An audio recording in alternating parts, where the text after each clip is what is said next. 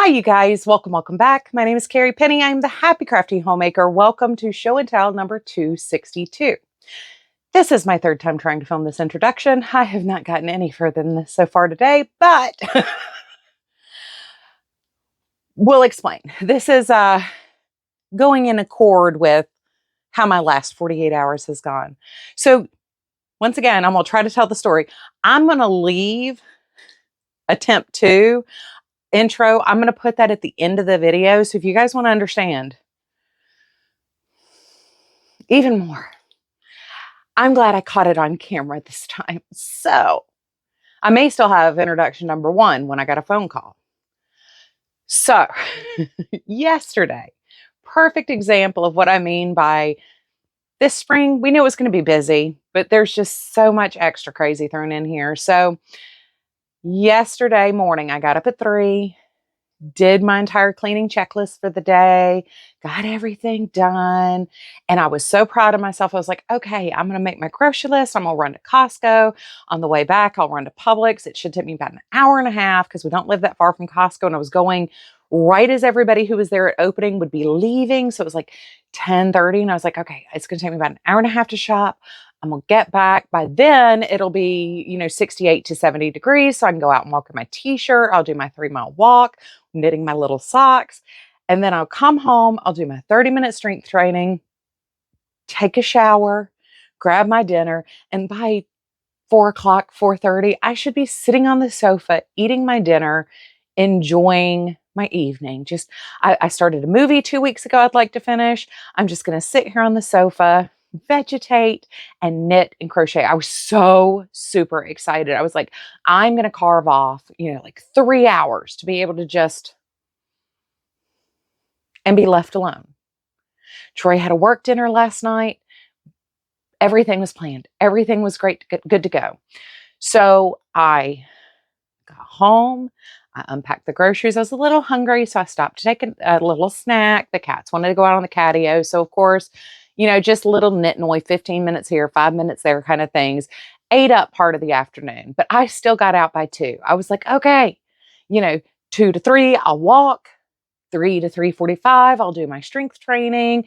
3:45 to 4, take a shower, grab my dinner out of the refrigerator because I had already made my dinner. Everything was already made and ready to go. I got back from my walk. Hour uninterrupted. Knitting my socks, did my 3 miles. My goal for these easy cardio days, 20-minute miles. I'm not trying to break a record or anything. No land speed records will be broken. It's just for joint mobility. I just get that 3 miles in. Got it. Got home. Got upstairs. I'd refreshed my water and everything. Got a new glass of water. Came in. Got 10 push-ups in. Phone rings. Okay. Answer that. Let's start. Exercise 2. It was only a few minutes delay. I'm still warm. I haven't gone, my muscles haven't gone cold or anything. I'll move on, continue my chest and back routine. Got halfway through the next set. Once again, we've done 10 push-ups. The next is Superman's, where you just lay on your belly and hold everything up in the air as much as you can. 2 Supermans, holding them for 25 seconds each. So 2 minutes later, my phone rings again. That was a little bit of a longer call. So I was like, okay, I'm going to stretch, make sure nothing's starting to lock up on me because, I was warm. I didn't stretch after my walk. And now I've gotten 2 sets of stuff into my workout. I'll start again. So I finished my Supermans. I did a couple of chest flies. I was right in the middle of doing my reverse fly set. Phone rings again. And I'm just sitting here like, you cannot. You just cannot be serious. So I get done with that call. I try to finish out my back reverse fly set. My doorbell rings. And that was an hour interruption. And I'm just like, I couldn't write this. So I go back upstairs. And I'm like, all right, we'll just call. I do my chest and back day in threes. And I have 3. I'll just start the second set. I get 5 push-ups in. Phone rings again.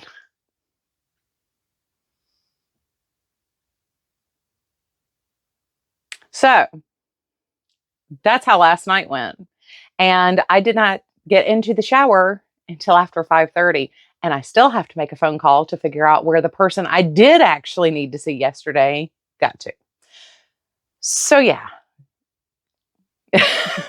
This is why we don't have a whole lot of FOs appearing, and we have a whole lot of like a little work getting done on things, because without fail, when I think I'm going to have 3 hours to sit down, or even 15 minutes sometimes, or today while filming, which is a filming day, I've already been interrupted twice. Once by phone and once by surprise, somebody's at my front door. So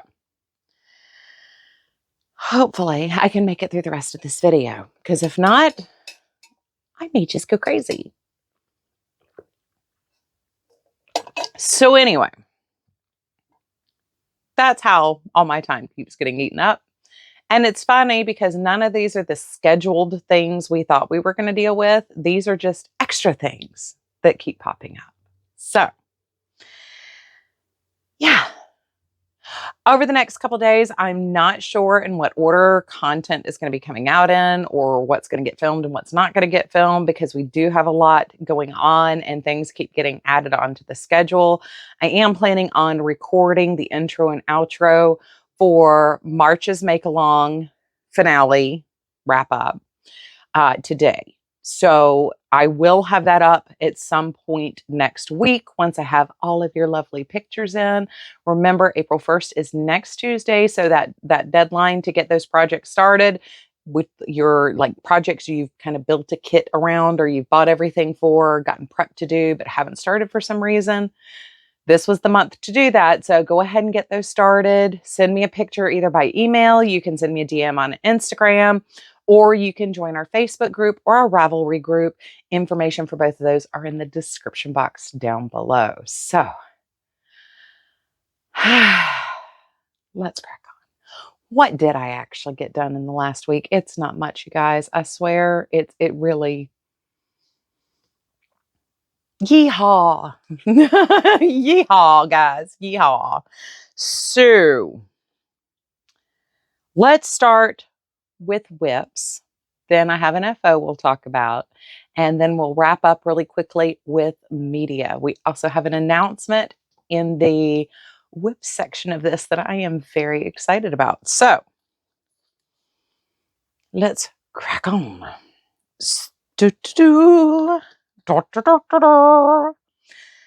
So first off, in our WIPs, we had a major project change. So I shared with you guys last week that I wanted to make the Simply Stockinette tee, and I had pulled the Yarn Bee Techno Tribe yarn for it.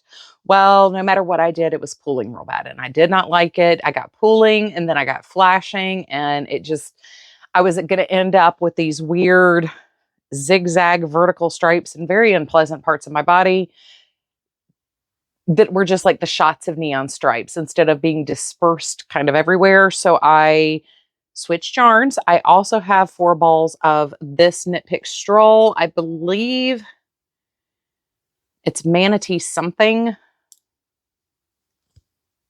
I don't have I just brought the ball band. I forgot to grab the ball. I forgot to grab the ball band. But you can see it's just some lilac, periwinkle, and blue in there. We are getting some flashing, so I might have to draw in a second ball here. I think at the end of the video, I'll have pictures of the original cast on, so we get some flashing there too. If this doesn't work, I'll go to some other summer tee, because I really want to knit a summer tee. But this is supposed to be a little oversized. I actually dropped it down to the large, and I am worried that might be a little big there. I think I'm going to have like 3 to 4 inches of ease. So the other option would be dropping down a needle size too. I did have to do that with the brick sweater. I had to drop a size and drop a needle size to get the appropriate size for what I was getting with the yarn. So, but I think I can alternate the skeins with this and not get as much flashing, but we'll see. Otherwise, I'm going to be very sad because now I will have caked up 6 hanks of yarn trying to get this tee cast on. And I wanted something that had some variation to it. I do have a couple solids in the fingering weight that are 3 to 4 skeins, but I really wanted something with a little bit more interest for this because it is a simple stockinette tee. So I wanted some visual texture going on with it, but it may not work out as I had planned, which happens. So other thing that I cast on that I have already had to frog once. Now this one, I did anticipate I was going to have to frog it. So I have a cuff here and that's it. So this is Knit Picks Brava. And I think it's in pink variegated or pink multi. And I am doing this pattern. It is a free pattern from Premier. It's called the multi-directional top. And this was originally designed using the Painterly line. And you knit cuff across the neck band and shoulder down to the cuff, and then you rejoin for the body and knit down. I'm very sorry. Having now gone out the front door, pollen is very heavy still. So my mouth and throat are coated with the devil dust of the South. But so far I'm liking it. The reason why I recast on, I am doing the extra large on this, or 1X is how they have it marked. I wanted to do a slip stitch edge on this so I can more easily seam the underarm seam on this. And I have a method that I really like that I used for the Lily tee a couple years ago to seam the sides of that tank top, where you do slip stitches and then slip stitch the slip stitches together. So I was wanting to do something similar to seeing that, so I have a nice flat decorative edge. So I really wanted to have the neat slip stitch edge on the side so I can do that a little bit easier. I haven't done that on a knitting project before, so I kind of wanted to play with that. Yeah, so this is 100% acrylic yarn. The Stroll is a 75-25, I believe, wool and nylon blend. This is 100% acrylic. It is a variegated yarn. So this was what I had originally been doing the Frankenscarf with. And I frogged that because I just wasn't loving it. I didn't like how it was looking and I wasn't enjoying working on it. So I frogged it and I'm reclaiming the yarn to do a sweater. So I think this will be perfect, even though it doesn't have the long shots of color like the Premier Painterly has. It does have variegation that will show up in the multi-directional, but we'll still have a more uniform flat look. But that is a long sleeve sweater. I will have that for the winter. So hopefully it won't be like the brick sweater that took me 3 years to make and to finish. So next WIP, I should have done FO. I meant to do FOs first, didn't I? Oh, well. Y'all can stick with me, I think. So I shared with you guys that I am working on this Glorious Granny poncho. This is my big soul project that I've really been trying to focus on for March's Make Along. I've had the yarn here for a while. I knew I wanted to do this granny square project that is 3 extra large granny squares put together to make a Ruana wrap poncho thing. So I had the first square finished, and this was 26 rounds. I use the tutorial from Fiber Spider for the Glorious Granny. However, Creative Grandma, Glenda, also has a tutorial, and hers is called the Mosaic Square, I believe. Both will be in the description box down below if you're interested in this. But it's a front post stitch texture granny square. So the back of it is just kind of a granny square, but you can see where those post stitches are kind of filling in the holes of the granny square. I wanted this to be heavy, and I definitely, obviously, as this is still the remaining yarn in this colorway, I had plenty of the yarn. So this is Lion Brand, Heartland, and Isle Royale. So this week, I took this in the car. We had a 3-hour car ride to Greenville. And I did manage to get a substantial amount on this. I believe I'm on row 22. So on row 26, I will do a join as you go method to join these two together. And then I can start row 3. But I am almost done with my second ball. That's all I have left. I was really hoping to finish this last night, but that's not how my night played out. But I did get a lot done. So at least I feel like I accomplished something. I think I was on row 14 or 15 last week. So while not a lot of progress, I did do something. So before we talk about my last WIP, I do want to share with you my FO. So I did finish my Regia socks for the month of March. These were originally cast on to be the self-striping sock for February. I want to do one self-striping sock every month to have 12 at the end of the year so I can start working down some of that self-striping yarn I have. So I found this when I was reorging my stash. This is Ancient Regia. I do not believe it's in production anymore, but I used my normal sock method, which is doing a rounded toe, Earth Tone Girls Shadow Wrap heel. And this time I added a little bit more height like I did with the Meadow Stripe socks I finished in February. And I did 20 rows of rib stitching on them. So for my winter socks, I found this winter, I was really wanting some taller socks that still came under my calf muscle. If you're new here and weren't with me last summer when I was really knitting tons of socks then, I have ginormous calf muscles. So and they're low because I be short, so my ankle to my calf muscles are a tiny little area there. So I don't want anything that I have to increase here to give me space here to go on my calf. I want all my socks to hit under the calf, but I do because I wear leggings a lot. I'll be honest, like even now I'm wearing ankle length leggings. They're just comfortable.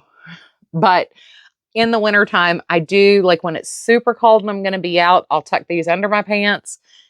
If I'm just sitting at home, I am known to put them over my leggings and slouch them. So I did find myself wanting some slightly taller socks over this last winter.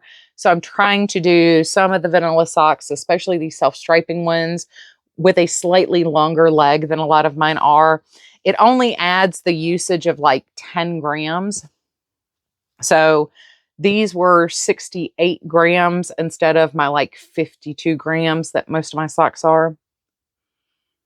But I did go much longer with these. So I'm very happy with how these turned out. I do wish I'd realized that the stripe pattern was going to be so close. You can see I'm like one color bar off there. So I started with the green gray that's here on this toe. And then I had the blue, purple, lilac. Then I started the green gray. So I was very close actually with these matching up. It's like the Meadow Stripe socks where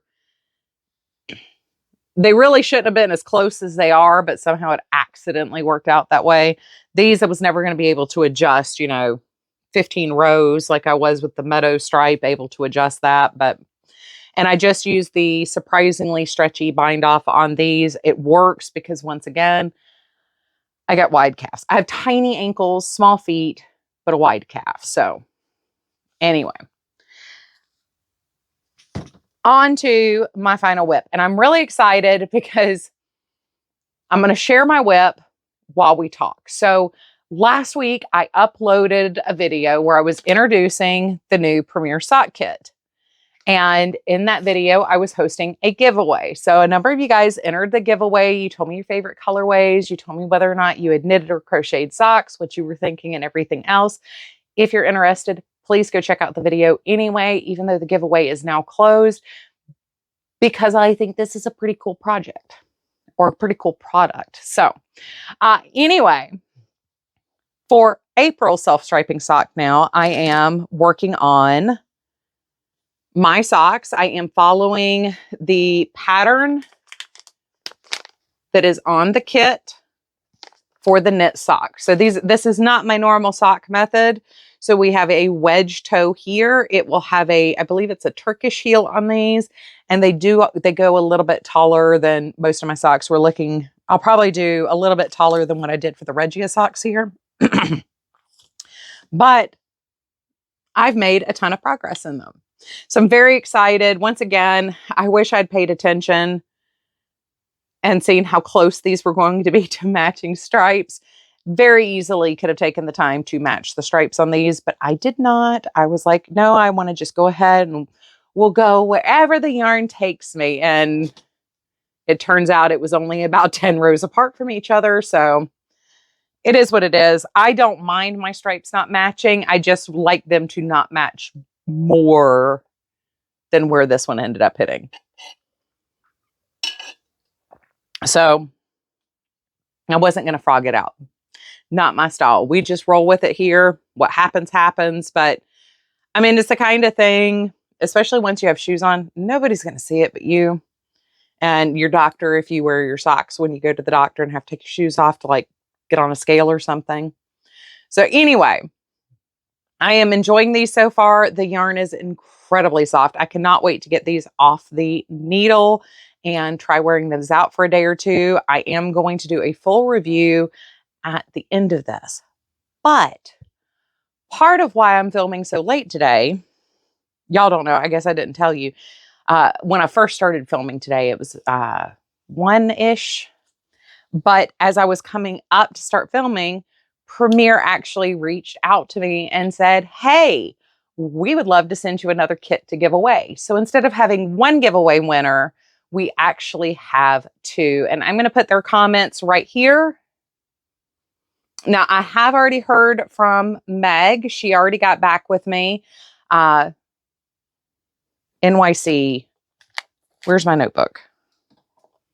Jenny? Yes, it's Jenny. Wherever I put you on here. I still need to hear back from you. But you guys won the sock kit. So send me an email. In the subject line, put Premier Sock Kit or Sock Kit. So I make sure I get your email. Well, Meg, I've already got yours. So I'll email you back here in a minute. Or this evening. Or y'all know what I mean. But Jenny, send me an email and I will tell you what to do so I can get your sock kit to you as well. So I'm very, very excited, you guys, and I am very grateful that Premier reached out and gave us a second kit to give away because I'm really enjoying working on these. And like I said in the unboxing, these really are, I love kits. They're not something that personally, after knitting and crocheting now for over 30 years, I don't normally choose kits for myself unless I'm traveling, but I love giving kits. At this point, I have a ton of stitch markers. I have a ton of hooks. I have a ton of needles, but when I'm traveling, I don't always want to pack a bunch of stuff with me. So having a kit that has everything there for you and the digital pattern is right on the package. All you have to do is throw this in your luggage and you're good to go. If you're flying, this is the kind of thing you put in you can throw it in your carry-on or you can throw it, in your under the plane luggage. You don't have to think about it. It's all together. It's ready to go. A number of times I've had trips where I wish I had like my active WIP I took finished or couldn't work any further on. I wish I had something like this that I could have just thrown in my luggage and everything's there ready to go. All I have to do is cast it on. So now Pippin's crying. Pippin! He can hear me talking. I don't know why I still have to call him. But anyway, thank you so much to Premier for sending the extra kit for the giveaway. And we will have one more kit that will be given away as part of July's make along as well, I believe. I think that's where I put it down for. So thank you so much, you guys. Thank you for commenting and watching the videos. And thank you so much to Premier for giving us the second kit for this giveaway. This has been so much fun. I was hosting this on my own. It wasn't sponsored or affiliated at all, but they decided to jump in on the joy of sharing socks too. So I'm very excited. We will come back with the final full review once these socks are done. But, you know, it takes me about 2 weeks because I get, 30 minutes in the morning with them. And then I walk 2 or 3 days a week. So I work on them when I'm walking as well. So only sporadically a couple of hours, or if I'm in the car. These do tend to be my car projects as well. So it'll take me a little while, but we'll get there. We'll get it done. And I will be doing a wear test for these as well. I'll share with you the finished socks, wear them, and then we'll have a video all together with all the content all together so we can do the final review. So I'm very excited about that. But if you're just here for the crafty content, I do recommend going to the end and checking out the hilarity and like any pet tax or anything else I throw in at the end of the video. But the last thing I want to talk to you guys before I get off of here is media.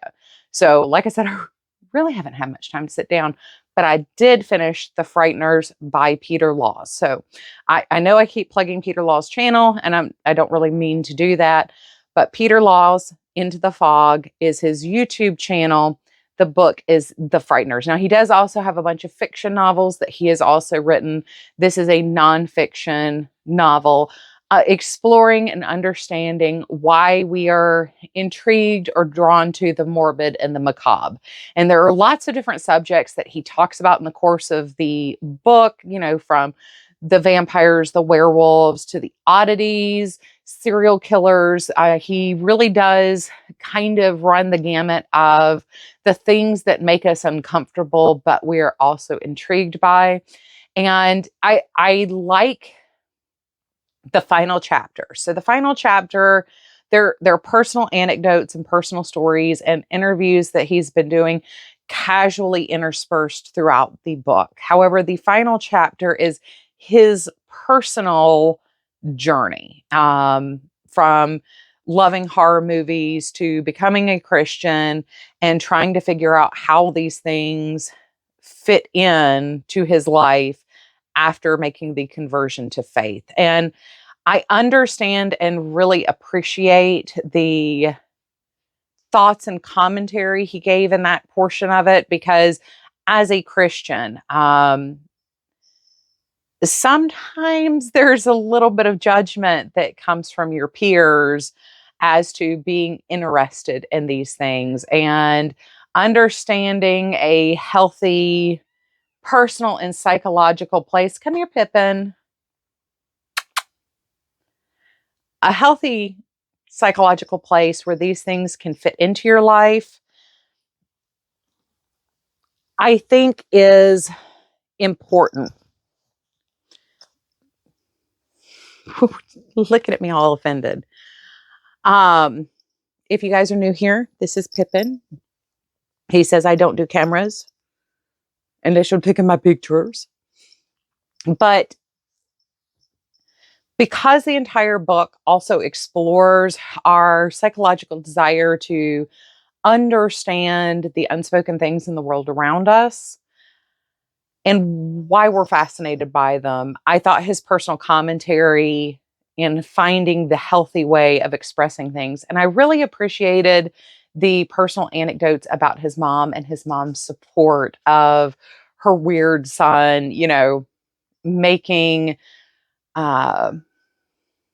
shadow boxes and stuff of the morbid and macabre. So anyway, I enjoyed the book as a whole. I thought it was very well done, well explained, very well thought out. Like I said, for me, I was using the audiobook, and I do wish he had narrated the audiobook, but the narrator did an excellent job. You were able to fall into pace with the narrative. He wasn't a distracting narrator by any means. It's just once you watch his channel, you're used to what he sounds like telling a story. So it was a little weird not having Peter Laws narrate his own book. But overall, if you are interested in the overall themes of the morbid and macabre and understanding the place of where those exist in the modern realm, especially in historical context where this isn't a new behavior in Eastern or Western culture. This is something that has been around for a long time. I definitely recommend giving it a listen, but this is not, I do want to reiterate, not one of his fiction novels. This isn't a fantasy fiction novel. This is more of a conversations and in-depth looks into different flavors of the morbid and the macabre. So definitely worth a listen or picking up the physical book. I will have a link for it on Amazon down below. It is an affiliate link, as are the Premier link and the Nitpicks link down below. But if you don't want to buy it through the link, I understand. I used Audible for mine, so but I do recommend if you are a fan of horror genre kind of stuff to give that a listen. So I love you guys. I hope you're having a wonderful, fantastic day. As always, I look forward to seeing you real soon. Please take care of yourselves. Bye, guys.